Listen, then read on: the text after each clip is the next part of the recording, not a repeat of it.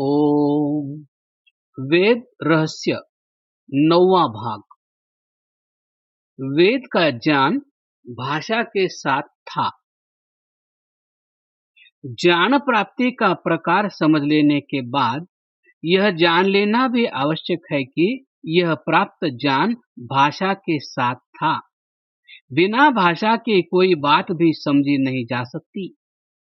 ध्यानपूर्वक विचार करने से यह बात साफ तौर से मालूम होने लगती है कि कोई भी नैमित्तिक ज्ञान बिना शब्दों के अपनी सत्ता प्रकट नहीं कर सकता।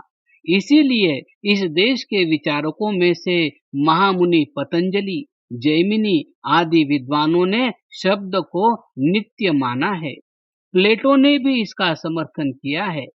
मैक्स मुलर ने पाइथागोरस, प्लेटो आदि का हवाला देते हुए भाषा और ज्ञान की अपृथकता अर्थात इनसेपरेटेबिलिटी सिद्ध की है और इस अपृथकता के सिद्धांत को भाषा विज्ञान की बुनियाद बतलाई है। फिर वह कहता है कि जब यह स्वीकार किया जाता है कि विचार अर्थात कंसेप्ट के बिना शब्द नहीं कहा जा सकता, तो फिर इसकी स्वीकृति में क्यों हिचकिचाहट होनी चाहिए कि विचार भी शब्द के बिना असंभव है।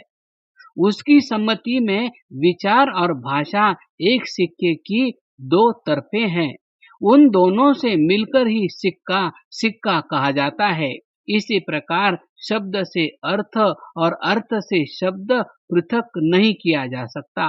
अर्थात ज्ञान बिना भाषा के और भाषा बिना ज्ञान के असंभव है। शीलिंग ने भी इसका समर्थन किया है। हेगल कहता है कि हम शब्दों द्वारा ही विचार करते हैं। अस्तु यहाँ हम पाठकों का ध्यान अथर्ववेद के इस प्रसिद्ध वाक्य की ओर दिलाते हैं। देवस्य पश्च काव्यम न ममार न जीर्यति। इस मंत्रांश में वेद को काव्य कहा गया है। काव्य और कवि कुशब्दे धातु से बनते हैं, जिसका अभिप्राय यह है कि काव्य शब्द में ज्ञान का नाम है, अर्थात वेद ईश्वर प्रदत्त शब्दमय ज्ञान है। उपर्युक्त पंक्तियों से यह बात भी स्पष्ट हो जाती है कि यह कल्पना कि ईश्वर ने केवल ज्ञान दिया और ऋषियों ने अपने शब्दों में उसे प्रकट कर दिया सर्वथा निराधार है। असल में उस समय कोई भाषा थी ही नहीं। दुनिया में प्राचीनतम भाषा वैदिक अर्थात वेदों की भाषा है। वैदिक भाषा से पहले कोई भाषा नहीं थी। इस बात का कोई भी चिन्ह इस पृथ्वी पर नहीं मिलता कि वैदिक भाषा से पहले कोई और भाषा यहाँ प्रचलित थी। मैक्स मुलर ने अपने प्रसिद्ध ग्रंथ साइंस ऑफ लैंग्वेज अर्थात भाषा विज्ञान में इस बात को स्वीकार करती हुई भी वैदिक भाषा को समस्त प्रचलित भाषाओं की माता नहीं अपितु बड़ी बहन कहा है।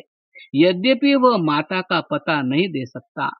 कुछ एक भाषा शास्त्रज्ञ वैदिक भाषा से पहले किसी भाषा के होने के संबंध में इस प्रकार तुकबंदी करते हैं। वे कहते हैं कि जिस प्रकार विंशाति शब्द प्रयोगाधिक्य से 20 बन गया, इसी प्रकार विषाति शब्द द्विदशति का प्रयोगाधिक्य से बना हुआ रूप है। अर्थात वैदिक से पहले किसी कल्पित भाषा में 20 के लिए द्विदशति शब्द था, अर्थात 10 का दूना। परंतु ऐसी कल्पना करने वालों को सोचना चाहिए था कि द्विदशति शब्द तो वैदिक भाषा का ही शब्द है, फिर उसको किसी अन्य भाषा का शब्द बतलाना सर्वथा अनुचित है। निष्कर्ष यह है कि इस पृथ्वी की प्राचीनतम भाषा वैदिक भाषा है। इससे पहले किसी अन्य भाषा के होने का न तो चिन्ह मिलता है, न होने की संभावना हो सकती है। भाषा की उत्पत्ति। भाषा को ईश्वर प्रदत्त न मानने वालों का कहना है कि भाषा प्राणियों के व्यवहार से स्वयमेव उत्पन्न हो गई। भाषा की इस प्रकार से उत्पत्ति के वाद का एक समर्थक अथवा आविष्कारक लाक था। एडम स्मिथ ने इसका समर्थन किया है। इस वाद को थियरी ऑफ कन्वेंशन कहते हैं। वाद का विवरण इस प्रकार है। प्रारंभ में मनुष्य गूंगे थे।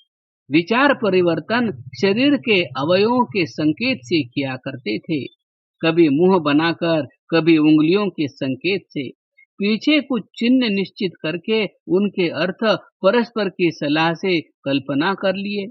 इस प्रकार भाषा बन गई। परंतु इस वाद पर आक्षेप यह है कि जब शब्द और अर्थ अनिश्चित थे तो सलाह कैसे की गई, किस भाषा में की गई? जब कोई भाषा थी ही नहीं तो सलाह करने का विचार असंभव है। जब वे प्रारंभिक प्राणी गूंगे थे तो स्पष्ट है कि वे कोई भाषा तो बोल ही नहीं सकते थे, फिर भाषा कैसी बन गई, इत्यादि। एक दूसरा वाद है जिसे ओनोमेटोपोएटिक थ्योरी कहते हैं। यह वाद इस प्रकार है। सबसे प्रथम मनुष्य ने जब बोलना शुरू किया तो अपने समीपवर्ती जीवित प्राणियों के आवाज की नकल की और जिनके आवाज की नकल करके बोलना शुरू कर दिया था। पीछे वे शब्द उन्हीं जंतुओं के नाम हो गए और नकल की हुई आवाज से अपने लिए शब्द बनाए और इसी में वे बोलने लगे और इस प्रकार भाषा बन गई। पशु पक्षियों की आवाज को मनुष्य ध्वनि निरर्थक आवाज तो कह सकता है, परंतु सार्थक शब्द नहीं कह सकता। इसलिए इस वाद से भी भाषा नहीं बन सकती। इसके सिवा दुनिया में ऐसी कोई भाषा न तो प्रचलित है और न उसका रिकॉर्ड है जो पशु पक्षियों की बोलियों से बनी हो। तीसरा वाद इंट्रोजेक्शनल थ्योरी कहा जाता है। मानसिक भावों के भावों को प्रकट करने के आवेश में मुंह से अचानक शब्दों का निकल जाना, जैसे आह आह, वाह वाह, ओहो हो इत्यादि। चौथा वाद बाउ वाउ थ्योरी कहा जाता है। यह वाद तीसरे वाद के ही सदृश है। ये और इस प्रकार के कुछ एक और छोटे मोटे वाद हैं जो भाषा की उत्पत्ति के लिए गढ़े गए हैं, परंतु इनका मूल्य तुकबंदियों से अधिक कुछ नहीं। इन तुकबंदियों से भाषा की उत्पत्ति जैसे जटिल प्रश्न के हल करने का यत्न मृगतृष्णा से प्यास बुझाने के सदृश है।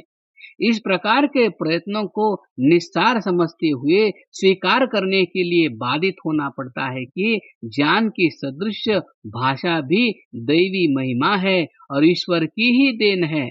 यह बात ऋग्वेद के भी एक मंत्र से स्पष्ट होती है। यज्ञेन वाचः पदवीयमायन्ता मन्वविन्दनृक्षिषो प्रविष्टाम् तामावृत्या वेददो पुरुत्राताम सप्तरेभा अभिसनवन्ते। ऋग्वेद 10:71-3।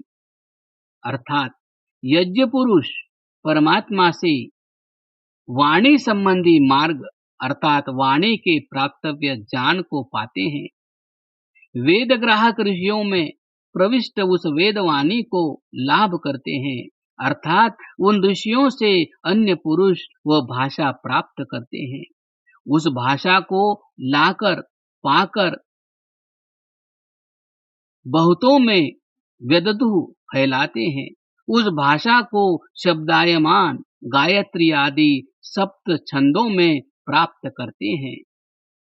भाव स्पष्ट है कि वेद ग्राहक ऋषि भाषा वेद के ज्ञान के साथ साथ ईश्वर से प्राप्त करते हैं। उनसे अन्य लोग उस भाषा को प्राप्त करके देश देशांतर और द्वीप द्वीपांतर में उसका प्रचार करते हैं।